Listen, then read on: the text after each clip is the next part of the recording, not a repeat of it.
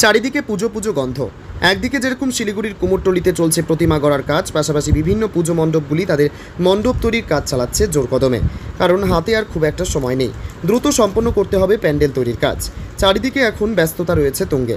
শিলিগুড়ির ঘুঘুমারি জনশ্রী ক্লাবের পুজো এবারে 56তম বর্ষে পদার্পণ করতে চলেছে। জোর কদমে তৈরি হচ্ছে মণ্ডপ। তাদের দুর্গাপুজোর থিম দীঘার জগন্নাথ মন্দির। অন্তত 3 থেকে 4 মাস ধরে চলছে মণ্ডপ তৈরির কাজ। এ বিষয়ে সংশ্লিষ্ট উদ্যোক্তারা জানিয়েছেন, দিনরাত এক করে চলছে কাজ। এবারে তাদের থিম দীঘার জগন্নাথ মন্দিরের অনুকরণে। অন্তত 25 থেকে 30 লক্ষ টাকা বাজেট রয়েছে এবার তাদের পুজোয়। পুজোর দিনগুলিতে থাকবে বিভিন্ন রকম সামাজিক কর্মসূচি। দীঘার জগন্নাথ মন্দির। কত টাকা বাজেট? বাজেটটা আমরা 25 থেকে 30 নিয়ে আগাচ্ছি, দেখি কোথায় গিয়ে পৌঁছাই। কবে উদ্বোধন আছে আপনাদের? আমরা 21 তারিখ দিদি আমাদের ভার্চুয়ালি উদ্বোধন করবে। রাজ্যের মাননীয় মুখ্যমন্ত্রী আমাদের এই মণ্ডপ উদ্বোধন করবে।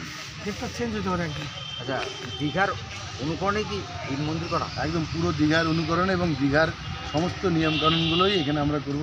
আমরা দুর্গাপূজার মধ্য দিয়েই দীঘার মন্দির বানিয়েছি, কিন্তু এখানে জগন্নাথ দেব, সুভদ্রা, বলরামও অবস্থান করবে এবং তাদেরও পুজো হবে রোজ। মানে দুর্গাপুজোর পাশাপাশি জগন্নাথ দেবেরও পুজো? পূজার পাশাপাশি জগন্নাথ দেবেরও পুজো হবে।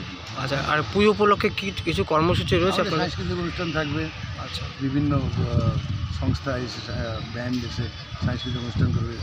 কবে থেকে শুরু করেছেন আপনারা প্যান্ডেলের কাজ? অষ্টমী থেকে আমাদের সাংস্কৃতিক অনুষ্ঠান শুরু হবে। না, প্যান্ডেলের কাজ কতদিন? প্যান্ডেল তো 4 মাস হলো।